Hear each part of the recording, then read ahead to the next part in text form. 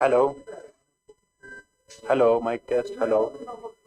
Hello. Hello.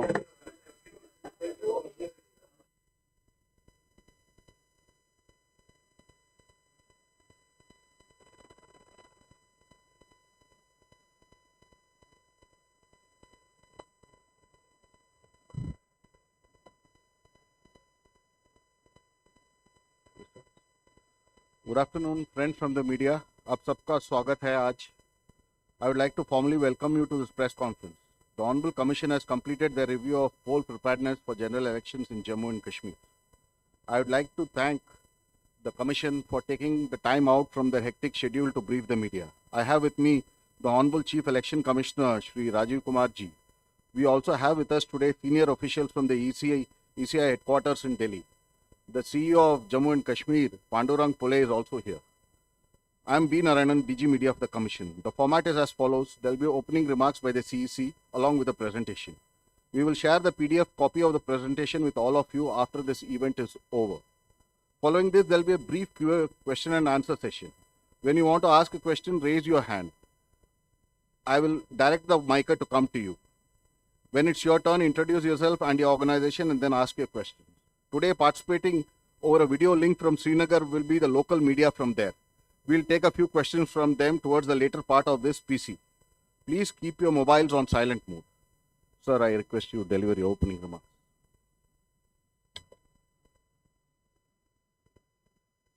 Thank you very much.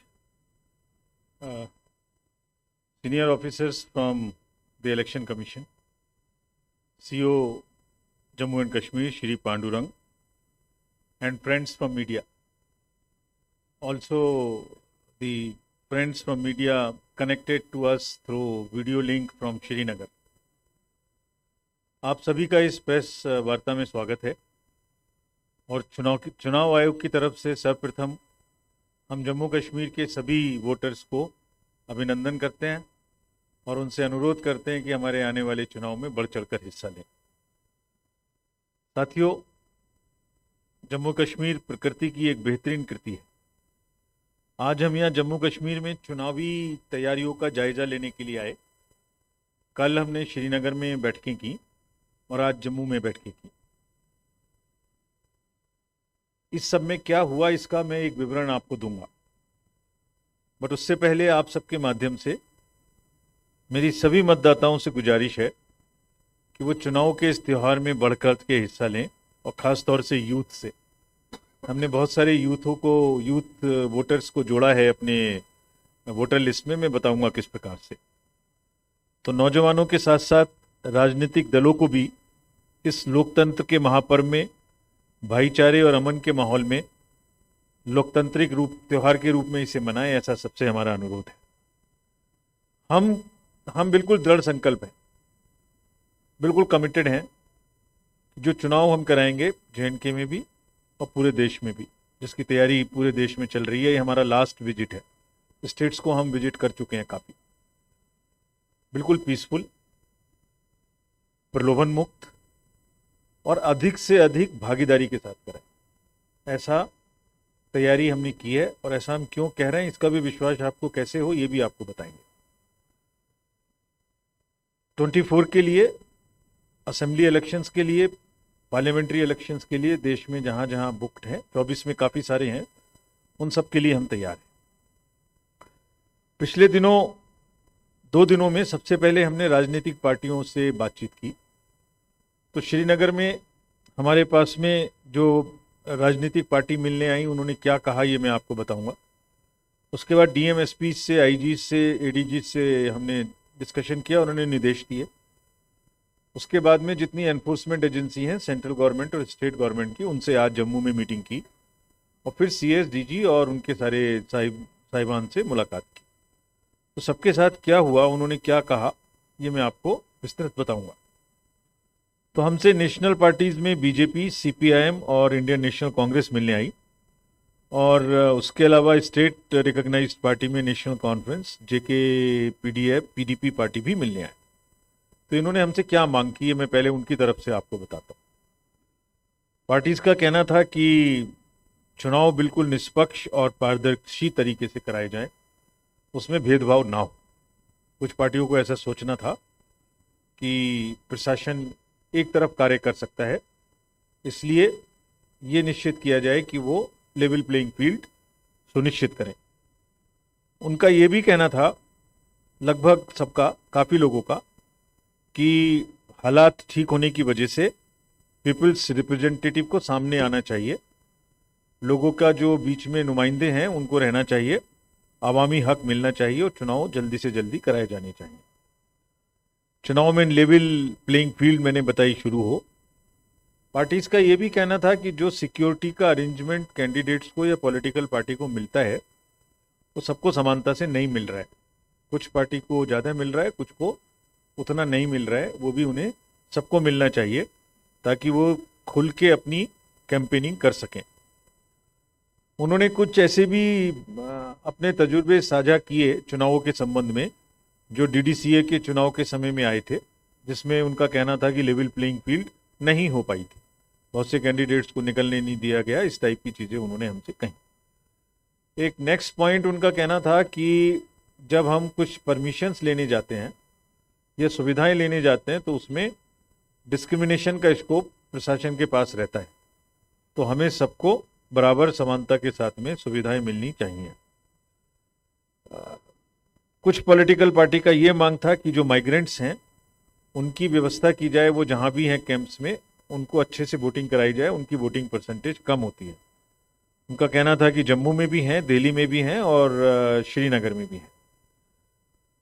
एक मांग ये भी थी कि जो पार्लियामेंट्री कॉन्स्टिट्यूएंसीज हैं उनका चुनाव एक ही पार्लियामेंट्री कॉन्स्टिट्यूएंसी का एक ही चरण में कराया जाए, अलग अलग चरणों में ना कराया जाए। तो फ्रेंड्स, ये जितनी भी बातें उन्होंने कही, इस सब का जवाब मैं अपने संबोधन के दौरान आपके माध्यम से सभी वोटर्स को भी और उनको भी दूंगा। उसके बाद में जो प्रश्न आप पूछना चाहें वो खुला रहेगा। जैसे आप अवगत हैं, लोकसभा का कार्यकाल 16 जून 2024 को समाप्त हो रहा है। असेंबली का लास्ट इलेक्शन जेएंडके में 2014 में हुआ। जेएंडके में लोकसभा की 5 सीटें हैं, जिसमें से सभी जनरल सीटें हैं, और असेंबली में 74 हैं जनरल, टोटल 90, 9 एसटी और 7 एससी।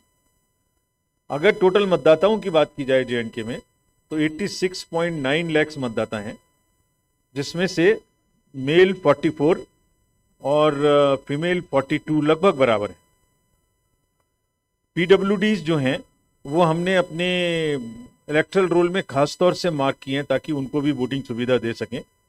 वो 67,000 हैं और 85 ईयर्स से ऊपर के 77,290 वोटर्स हमारे पास जेएंडके में हैं। और आपको जान के खुशी होगी कि उसमें से 100 साल से अधिक के वोटर भी 2,886 हैं। I mean it's a good sign for the society कि हमारे इतने बुजुर्ग अभी वोटर के रूप में हमारे साथ हैं और हमें अपना सबको जो उन्होंने योगदान दिया है उसको आज भी लोकतंत्र में वोट देके वो पूरा करते हैं। फर्स्ट टाइम वोटर्स जो हैं 18 से 19 साल की एज में, वो भी लगभग 3.4 लाख हैं। तो ये एक हुआ over view of the voters. अगर इसमें महिलाओं की संख्या देखें तो इसमें निरंतर जेंडर रेशियो में बढ़ोतरी हुई है, जो अब 954 है, यानी 100 पर 954 महिला मतदाता हैं। 16 एसीज ऐसी हैं जिसमें ये संख्या 1000 से ज़्यादा है, और फीमेल इलेक्टर्स को इस एसएसआर में करीब करीब 1.35 लाख जोड़ा भी गया है। फ्रेंड्स, हमारा एक बहुत बड़ा रोल फोकस इस बार के इलेक्शन में है कि युवा मतदाताओं को हम अपने साथ में खास तौर से जोड़ें, यानी उनको रजिस्टर भी करें वोटर्स में और उनको मतदान पे लाने के लिए भी किसी तरह से प्रेरित कर सकें। अगर 20 से 29 में हम टोटल देखेंगे तो काफ़ी सारे मतदाता, जैसे स्लाइड में दिखाया गया है आपको, वो हमारे इलेक्टरल रोल्स में शामिल हुए हैं। नेक्स्ट में अगर हम आपको बताएं तो जो ओवरव्यू ऑफ पोलिंग स्टेशन है, अभी तक मैंने आपको इलेक्ट्रल रोल के बारे में बताया। अब पोलिंग स्टेशन जो है वो टोटल 11,629 होंगे, जिसमें एवरेज संख्या 747 होगी। हालांकि 1500 तक हो सकते हैं मैक्सिमम, बट इनमें संख्या 747 एवरेज है। ज़्यादातर रूरल हैं। 50% से ऊपर पोलिंग स्टेशंस पर हम वेबकास्टिंग करेंगे। जो भी सेंसिटिव हैं उन पर। और बहुत सारे बूथ, जैसा करीब करीब 80 के ज़्यादा, वो आपको महिलाओं के द्वारा एक्सक्लूसिव या पर्सन्स विद डिसेबिलिटी के एम्प्लॉयज़ के द्वारा ही चलाए जाएंगे। मतलब ये एक माध्यम है हमारा बताने का कि महिलाएं पूरा पूरा सेंटर चलाएंगी, और उसमें जहाँ तक है पुलिस फोर्स भी महिला रखेंगे, और इसी तरह से पर्सन्स विद डिसेबिलिटीज़ को भी हम बूथ चलाने के लिए आमंत्रित, मतलब हम उनकी व्यवस्था करेंगे। सभी पोलिंग स्टेशंस पर मिनिमम फैसिलिटीज़ अवेलेबल होंगी। वो क्या क्या हैं? पीने का पानी, टॉयलेट, पीडब्ल्यूडीज़ के लिए रैंप, वॉलंटियर्स उनके लिए चेयर्स, लाइट, सब चीज़ों की व्यवस्था पोलिंग स्टेशन पे होगी। हमारा एफर्ट है, हमने सबको डायरेक्शंस दिए हैं कि उनको इतना अच्छा बनाएं कि जो त्यौहार का सा माहौल बनता है उसमें लोग आएँ, सुविधा के साथ अपना वोट दे सकें। ओल्ड एज के जो हमारे बुजुर्ग मतदाता हैं, जो 85 ईयर्स से ऊपर के हैं, उनको, और जो पर्सन्स विद डिसेबिलिटीज़ हैं, एक एडिशनल सुविधा दी जा रही है जो यहाँ पहली बार मिलेगी, क्योंकि इलेक्शंस हो रहे हैं पहली बार। उसके बाद उनको घर से भी वोट देने की सुविधा है। जब नॉमिनेशन से पहले हम उन्हें फॉर्म डिस्ट्रीब्यूट करेंगे घर घर जाकर, और जो भी लोग ये चाहेंगे कि उनके घर से वोट लिया जाए, वहाँ एक टीम जाएगी, एक वोट लेने के लिए टीम जाएगी, जिसके साथ पॉलिटिकल पार्टी के जो कैंडिडेट हैं वो भी जा सकते हैं। ऐसा नहीं है कि वो अकेले कोई जाके वोट ले आएगा, उसकी वीडियोग्राफी होगी, और जितने भी बुजुर्ग मतदाता हैं उन सबको हम घर जाके वोट देने की भी सुविधा देंगे। हालांकि हमारा तजुर्बा ये है कि वो सब लोग बूथ पे आना चाहते हैं, क्योंकि फेस्टिव माहौल रहता है, हमेशा बूथ पे आते रहे हैं, तो उनको लगता है घर से बाहर निकले, बूथ पे आए, 10 लोगों से मिलेंगे। लेकिन अगर किसी वजह से नहीं आना चाहते तो हम घर से भी वोट लेंगे। और वही सिचुएशन पर्सन्स विद डिसेबिलिटीज़ की भी है, जिनको भी फॉर्म 12D हम देंगे अगर वो घर से वोट करना चाहते हैं। और अगर पोलिंग स्टेशन पे आएंगे तो उनके लिए एक वॉलंटियर, एक व्हील चेयर और इस तरीके की सुविधा, अलग क्यू, ताकि उनको पहले से फैसिलिटेशन मिल सके। टेक्नोलॉजी का बहुत बड़े तरीके से उपयोग किया जाएगा इस पूरे इलेक्शन में। एक 3 वर्टिकल में अगर मैं आपको बताऊं, एक वोटर्स और एक कैंडिडेट्स और एक मैनेजमेंट। तो वोटर्स को वोटर हेल्पलाइन पे सभी चीज़ें देखने की सुविधा है। उनका बूथ कहाँ पर है, उनका अगर कार्ड को उन्हें डाउनलोड करना है, अगर उनका नंबर लिखा हुआ है वोटर कार्ड में, BLO कौन है, कोई भी चीज़ वोटर को अपने से जाननी है तो वो यहाँ जान सकते हैं। इसी तरीके से कैंडिडेट को, ये जवाब मैं उनको दे रहा हूँ जिन्होंने मुझसे पॉलिटिकल पार्टी ने प्रश्न किया था लेवल प्लेइंग फील्ड का। अब इस सुविधा पोर्टल के माध्यम से जो भी पहले अप्लाई करेगा किसी सुविधा को, उसको पहले मिलेगी। यानी पार्टी ए ने अगर कहा कि मुझे कल 11 बजे एक ग्राउंड चाहिए, तो वो ऑटोमेटिक इस पोर्टल में टाइम स्टैंपिंग हो जाएगी। उन्होंने आज 10 बजे अप्लाई किया था, तो दूसरा व्यक्ति अगर 10:20 पे अप्लाई करता है सेम सिचुएशन के लिए, तो जिसने पहले किया था उसको मिलेगी, यानी फर्स्ट इन फर्स्ट आउट। तो ये जो डिस्क्रिशन है फील्ड अलॉट करने का ऑफिसर्स का, उसको ऑलमोस्ट ख़त्म कर देंगे। यानी आप जो पहले मांगेगा उसको पहले मिलेगा। आपके माध्यम से जो ये एक और एप्लीकेशन है, इसको हम चाहते हैं कि आप थोड़ा प्रोपोगेट करें। सी विजिल इसका नाम है, सिटीजन्स बी विजिलेंट। यानी अगर कोई भी गड़बड़ी किसी भी चुनाव में हो रही है, किसी भी बूथ पर, कहीं कोई धमका रहा है, कहीं कोई प्रचार गलत तरीके से कर रहा है, कोई फेक न्यूज़ गलत तरीके से चल रही है, कोई किसी तरीके का प्रलोभन दे रहा है, तो या तो आप इस एप्लीकेशन में टेक्स्ट लिख दीजिए ऐसा ऐसा हो रहा है, या उसकी फ़ोटो खींच लीजिए। कोई भी चीज़ हमें जब आप इस पर डालेंगे, और आपको और कुछ करने की ज़रूरत नहीं है, अपना पता लिखने की ज़रूरत नहीं है, आपकी आइडेंटिटी भी सेव है। आपका जो लोकेशन है उससे हम समझ जाएंगे कि आपने कहाँ से हमें ये शिकायत की। विदिन 100 मिनट्स जो भी हमारी नज़दीक की टीम होगी, फोर्स FST SST की, वो वहाँ पहुँचेगी, जांच करेगी, निदान करेगी, बात सही थी आपकी, बात गलत थी आपकी, पार्शियली सही थी, और उस पर पोस्ट भी करेगी कि हमने 100 मिनट में आपकी कंप्लेंट को कैसे निपटाया। तो आप सबके माध्यम से अनुरोध है, इसका बहुत इस्तेमाल किया है कंट्री में जहाँ इलेक्शंस हुए रिसेंटली। बहुत सारी जो इलीगल इरेगुलर प्रलोभन थे उनको पकड़ने में भी मदद मिली है हमें बहुत। तो यहाँ के वोटर्स तो बहुत जागरूक हैं। अगर हमें इसमें सूचना देंगे तो कार्रवाई हमारी तरफ से 100 मिनट में गारंटेड रहेगी। ये एक अनदर इम्पोर्टेंट एस्पेक्ट है, नो योर कैंडिडेट, ये एक एप्लीकेशन है। तो मतदाता का अधिकार है कि वो जाने मेरा कैंडिडेट कौन है। अगर किसी का कोई क्रिमिनल बैकग्राउंड है तो उन्हें इस पर बताना पड़ेगा अपने एफिडेविट में, और 3 बार न्यूज़पेपर्स में हर कैंडिडेट को ये देना पड़ेगा कि भाई मेरे ऊपर में ये आरोप हैं, ये मेरे ऊपर केस चल रहा है। उसको पब्लिश भी करना पड़ेगा और उसको टीवी में भी देना पड़ेगा। और हम आपको जानकारी इस नो योर कैंडिडेट एप्लीकेशन जो है हमारा मोबाइल का, इससे सूचना देंगे कि प्लीज़ अपने कैंडिडेट को देखिए, उनके असेट्स और लायबिलिटी भी देख लीजिए, वो क्योंकि उन्होंने जो एफिडेविट में दिया है वो उसमें लिखा हुआ है। उनकी फ़ोटो देखिए, उनके बारे में जानिए, और अगर उनकी कोई क्रिमिनल बैकग्राउंड है तो वो भी देखिए। पॉलिटिकल पार्टी को भी ये बताना पड़ेगा कि उन्होंने क्रिमिनल बैकग्राउंड के कैंडिडेट को ही क्यों चुना। ऐसी क्या मतलब थी जो उन्हें और कोई कैंडिडेट नहीं मिला, उन्हें भी पब्लिश करना पड़ेगा। तो ये इसलिए कि ताकि अपने कैंडिडेट को जानने का मौका आपको मिले। ये भी हमने एक एप्लीकेशन इंट्रोड्यूस किया है। जितनी एनफोर्समेंट एजेंसीज हैं, they are all on this system, so that वो एक साइलो में काम ना करें और एक साथ मिलके वो क्या कर रही हैं, कितना पैसा पकड़ रही हैं, कितना आर्म्स पकड़ रही हैं, कितनी ड्रग्स पकड़ रही हैं, कितनी चीज़ों को रोक रही हैं, उसका हम ऑनलाइन क्विकली जानकारी ले सकें। पूरी स्टेट में जो भी चेक पोस्ट हैं उसका डिटेल्स यहाँ है।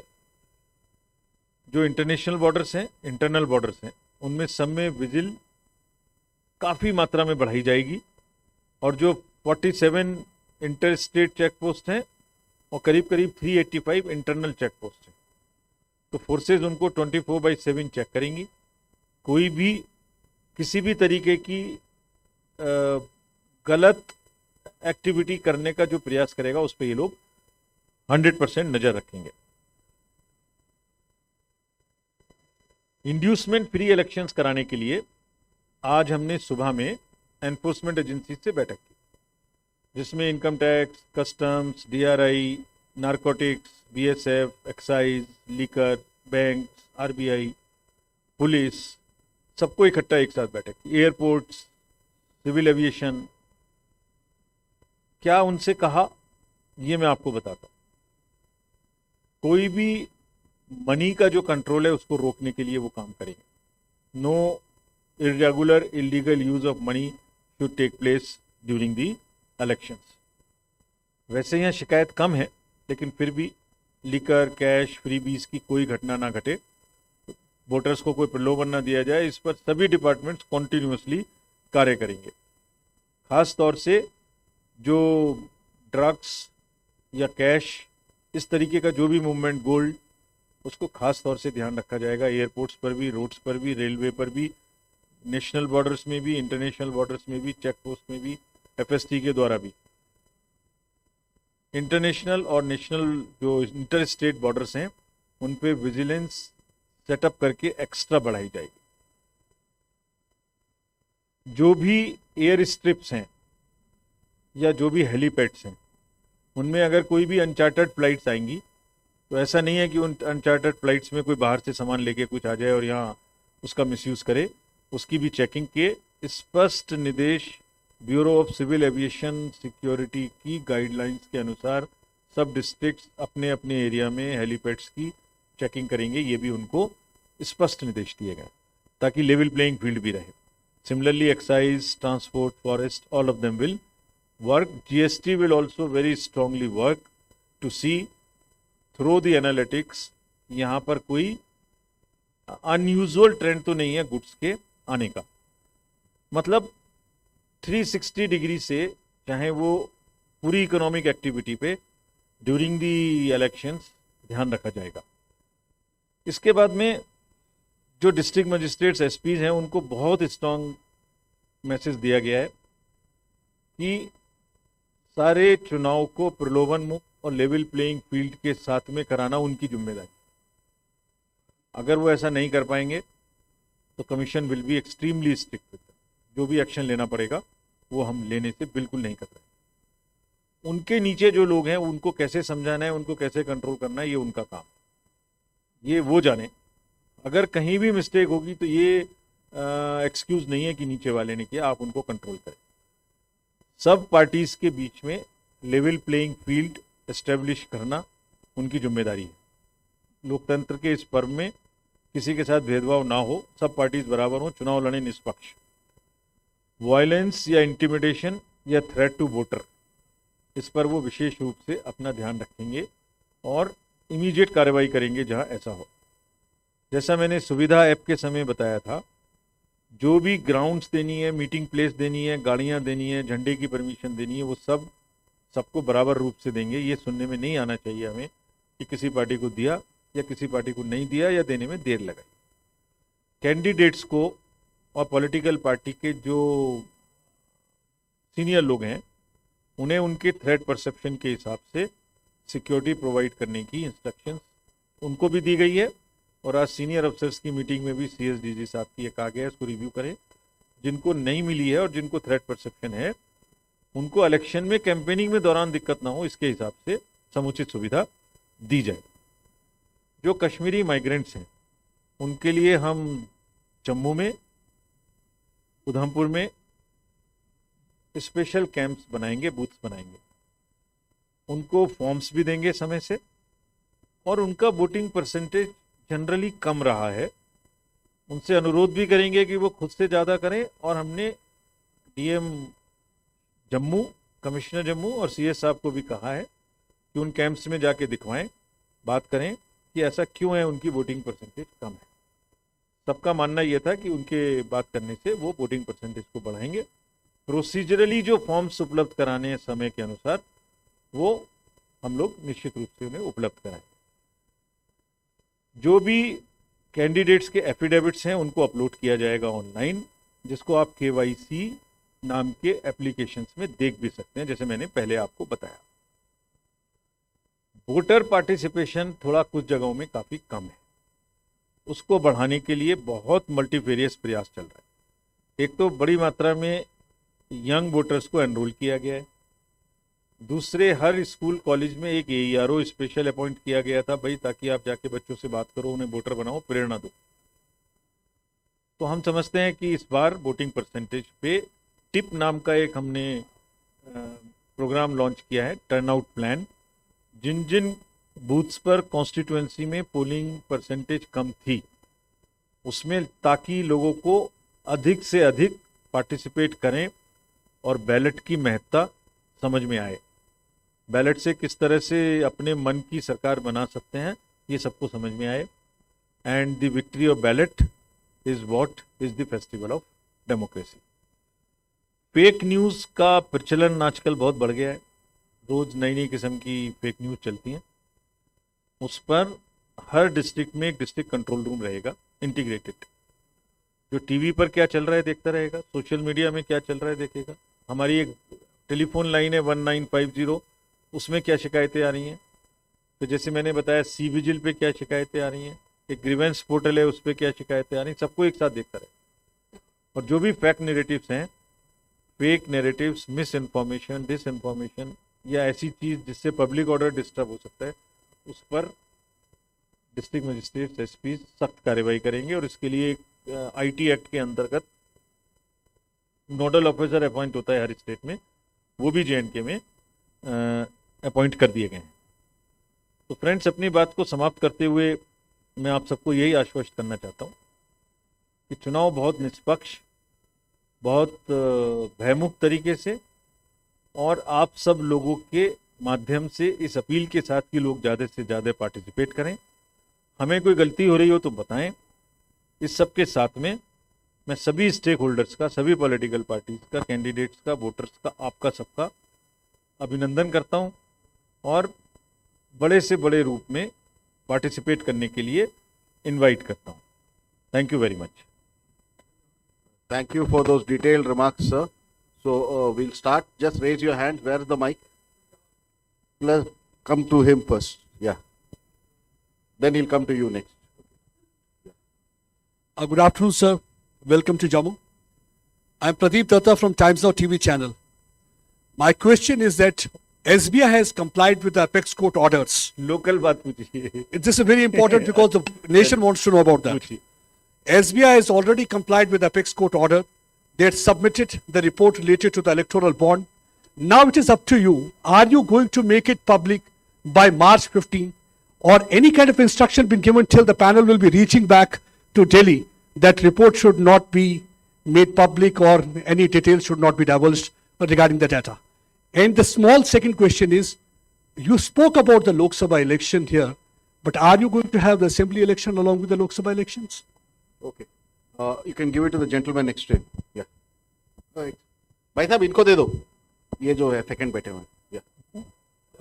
सर अभी जिस तरह दो लोग जो हैं अभी पैनल में वो कम हैं तो उनका री इलेक्शन कब होगा सर? इलेक्शन किसका इलेक्शन मतलब जो री उनको अपॉइंटमेंट कब होगा सर? ठीक है. अच्छा मेरे Easy है। साथी लोगों हाँ, का साथ में। अच्छा ओके दे दीजिए. अब वो सेकंड रो में जो है. ओके ठीक है. यू कैन प्लीज सर आपने Lok Sabha introduce yourself sir. Please introduce. Manoj Kaul from news 18 JKL. मेरा सवाल यह है कि आपने लोकसभा के चुनाव के बारे में ये बताया कि किस तरह से अरेंजमेंट्स किए गए हैं. जैसा कि आपने कहा कि पॉलिटिकल पार्टी से आपकी मुलाकात हुई और जो अपोजिशन की पार्टीज हैं खास तौर पे उन्होंने ये कहा है कि अगर लोकसभा के चुनाव कराए जा सकते हैं तो असेंबली के चुनाव क्यों नहीं कराए जा सकते? क्या हम ये माने कि लोकसभा के चुनाव के साथ साथ जम्मू कश्मीर में असेंबली के भी चुनाव कराए जाएंगे? ठीक है. Thank you. The gentleman second row दूसरे रो में जो है. हाँ उनको दे दीजिए. Yeah, hi sir. Myself Sunil Bhatt from India Today. Sir, in the last 10 years, opposition parties have been, alleging that whenever they file complaints as far as violation of Model Code of Conduct is concerned, their complaints are not taken seriously, and Election Commission is being, impartial. That's what their allegation is. And they are also accusing the Election Commission that Election Commission has lost its credibility in last 10 years. ठीक है. we'll take a question from this side now. Anybody asking question from this side? Yeah, please give it to. We'll come there. I am Rajendra from Hello. I am Rajendra from Take-One Television. आपने अभी कहा कि youth को ज्यादा से ज्यादा बुलाया जाएगा वोटिंग करने के लिए. क्या है वो आपके पास नुस्खा जिससे ज्यादा से ज्यादा यूथ आ जाएंगे आपके पास वोट डालने के लिए या गवर्नमेंट बनाने के लिए? ओके. और द जेंटलमैन या आप इनको दे दीजिए. हाँ सेंटर में जो है उनको दे दीजिए. Good evening sir, Pankaj Sharma from news 24. Sir आप देश के कई हिस्सों में गए, यूटी में आप गए, क्या लग रहा है कि सबसे ज्यादा सुरक्षा व्यवस्था किस स्टेट या किस यूटी में आपको लग रहा है कि वहां पर सुरक्षा व्यवस्था को चाक चौबंद करने की जरूरत है? दूसरा सर, आज भी ईवीएम को लेकर सवाल खड़े किए जाते हैं, इस पर आपका क्या जवाब है? या जस्ट होल्ड ऑन. पहला प्रश्न क्या था आपका?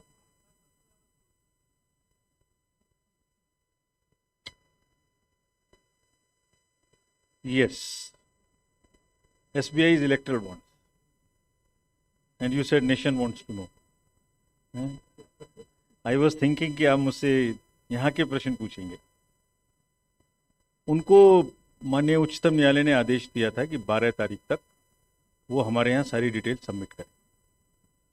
और कमीशन का उनके प्रश्न से भी जुड़ा हुआ है वो जो क्रेडिबिलिटी वाला प्रश्न पूछ रहे थे, बड़ा लोडेड प्रश्न आपने पूछा था, उसका भी जवाब दूंगा आपको.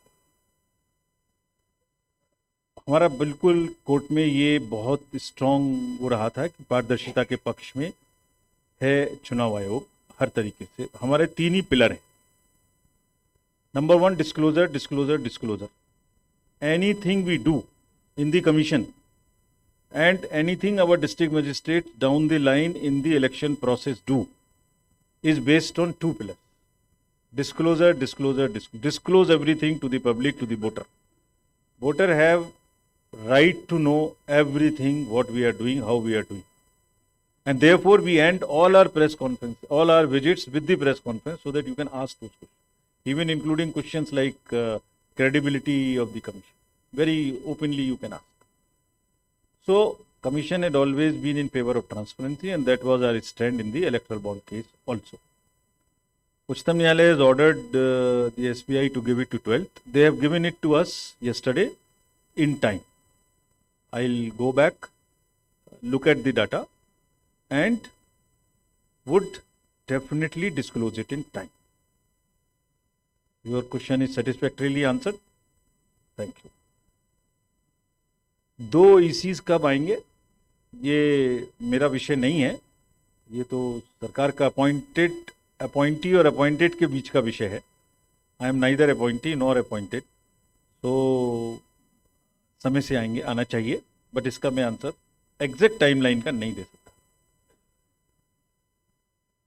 लोकसभा के साथ में असेंबली के चुनाव कराने का, तो पहली बात मैंने जब प्रेजेंटेशन किया था तो पार्लियामेंट की बात नहीं की कहीं भी. मैंने आपको असेंबली के बारे में भी पूरी सेकंड स्लाइड अगर एक बार दोबारा से लगाएंगे हम लोग तो उसमें पूरा दिखाया था. ये देखिए दोनों बराबर बराबर दिखाई थी आपको वो कि क्या दोनों का बाइफर्केशन है. तो we are equally concerned about the assembly election, about the parliamentary election. और कल लोगों ने ये भी कहा हमसे पॉलिटिकल पार्टी में, जो आपने भी कहा कि आपने इतना समय क्यों लगाया, ये भी प्रश्न कहा. ये भी प्रश्न पूछा कि उन्हें कोर्ट में क्यों जाना पड़ा कि वहां से कहा जाए कि सितंबर तक कराइए, ये भी कहा. इसका भी जवाब आपके माध्यम से मैं आज देता हूं. अभी तक नहीं दिया था, आज देता हूं. जैसे आप अवगत हैं, J&K का जो रीऑर्गेनाइजेशन एक्ट था 2019 में आया. 2019 में जब एक्ट आया तो उसमें 107 असेंबली की सीटें निर्धारित की गई थी, जिसमें से 24 पाक ऑक्यूपाइड J&K की थी. उनको खत्म कर दें तो 83 बनती. ये सब आपको पता है. 83 में से 7 SC की थी और ST की नील. उसके बाद 2022 में डिलिमिटेशन को एक्सेप्ट किया गया. तो उस समय तक तो चुनाव होने का मतलब ही नहीं था. जब डिलिमिटेशन हुआ 2022 में तो वो सीटों की संख्या बढ़ा के 107 से कर दी गई 114. ठीक है. तो असेंबली की संख्या पीओके को खत्म कर दें तो 83 के बदले हो गई 90. और उसमें 2 चीज और की गई कि ST को 9 सीटों का रिजर्वेशन दिया गया. तो मैं अगर दोबारा से आपको पूरी बात बताऊं तो 107 बढ़ के 114, 107 से 114 हो गया, 83 से बढ़ के 90 हो गया. और नई चीज हुई कि 9 सीटें रिजर्व हो गई.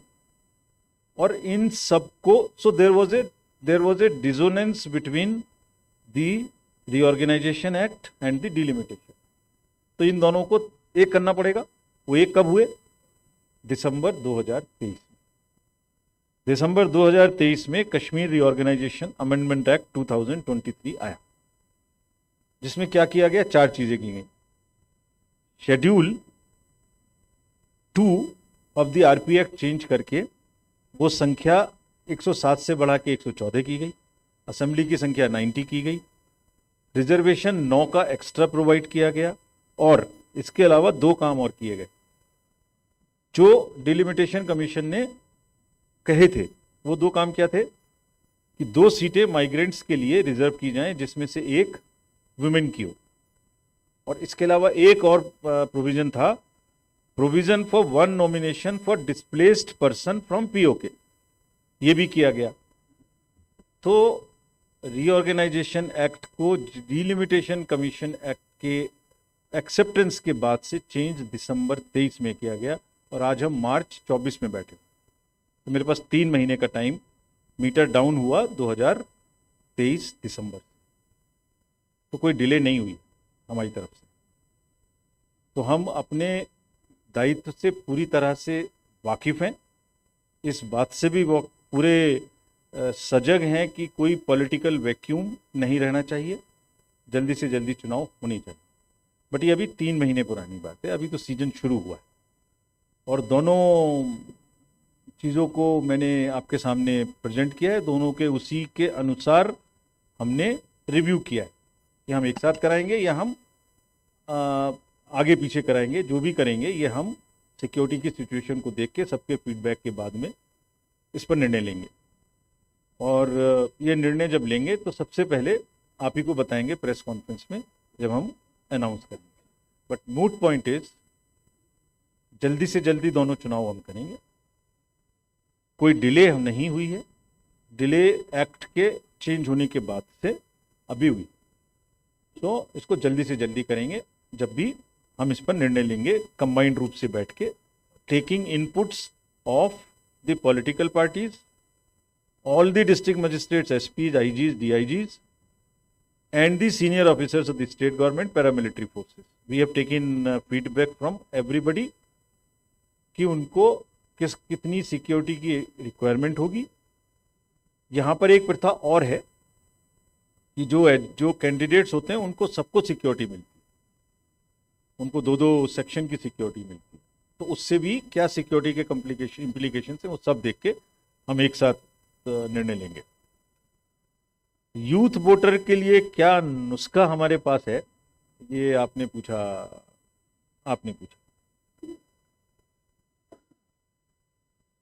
एक तो उनको सबसे पहले वोटर लिस्ट में ले आए, अगर इलेक्टरल रोल में आएंगे तभी तो पोल में जाएंगे, तो role to pole.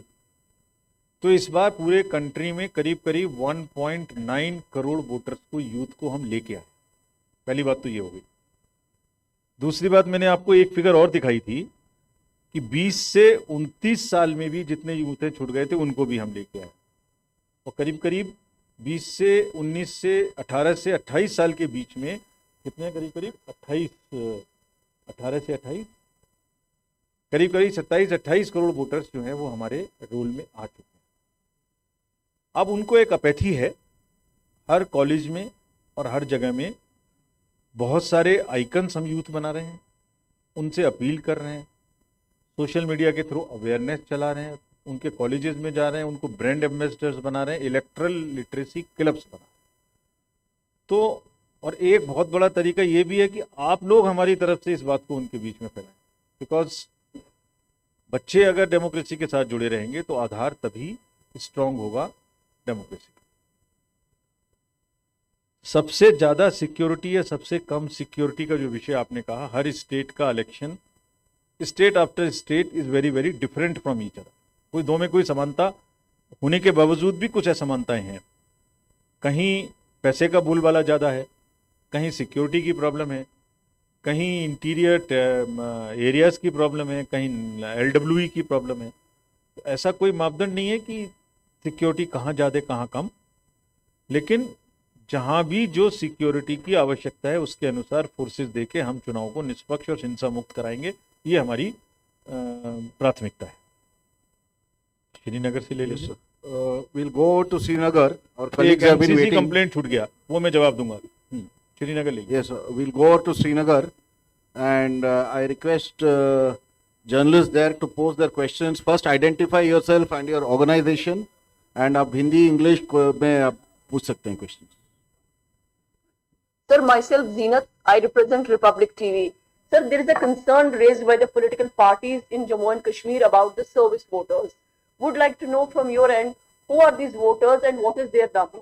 The second question is the Kashmiri Pandits who are living overseas. Which voters you said? How will they be? Please hold on. Which Service voters you voters. said? Service voters. Service voters. Okay. Yeah. Okay. Continue. And the Kashmiri Pandits who are living overseas, what facilities will be provided to them in order to participate in the electoral process? Okay. Next question from whoever is asking the next question. Kindly identify yourself and ask the question. Sir, मेरा नाम सोहेल है, मैं times now नौबाद को represent कर रहा हूं। मेरा question है कि लोकसभा चुनाव को लेकर जो सिक्योरिटी अरेंजमेंट है उसकी क्या स्टेटस है इस वक्त, क्या रिक्वायरमेंट थी और कहां तक कंप्लीट हुआ है? ठीक है, we'll take one more question from there. Sir hello. Yes, yes. Sir मेरा नाम फरहत है, मैं ETV भारत को यहाँ रिप्रेजेंट कर रहा हूँ। सर जब आपकी मीटिंग यहाँ कर श्रीनगर में थी तो वहाँ वो अपोजिशन पार्टी पैंथर्स पार्टी के जो रिप्रेजेंटेटिव थे हरीशदेव सिंह, तो उनको आपसे मिलने की इजाजत नहीं दी गई थी, तो वो जानना चाहेंगे हम कि उनको क्यों रोका गया था। आज भी उनको जम्मू में बताया जा रहा है कि डिटेन किया गया है। ठीक है, या और पूछिए। फ्रॉम श्रीनगर। हाँ, श्रीनगर से। श्रीनगर के my friends, media friends from Srinagar. First, let me start from the Panthers party first. the J&K National Panthers Party, the matter is under dispute. Whom do we meet? Let us clarify this. And this formula is for entire country. So we meet national parties, we meet recognized state parties, and we invite them in alphabetical order. And this is all across the country. The party which you refer to is under dispute. And since the dispute gets settled, there is no one whom authoritatively we can meet. The moment dispute is over, claims and counterclaims are settled, we will definitely be very, very happy to meet every recognized party. इससे ज़्यादा खुशी की हमारे लिए कोई बात नहीं कि हम सबसे मिल सकें, उनकी बातों को सुन सकें और उसके अनुसार हमारा फीडबैक सिस्टम भी स्ट्रांग होता है. Security related requirements we have already assessed. Now going back, we will assess, we will sit on the drawing board. We will assess as to exactly how much we require when we do parliamentary election, how much we require when we do assembly election, how much we require when we do both elections together.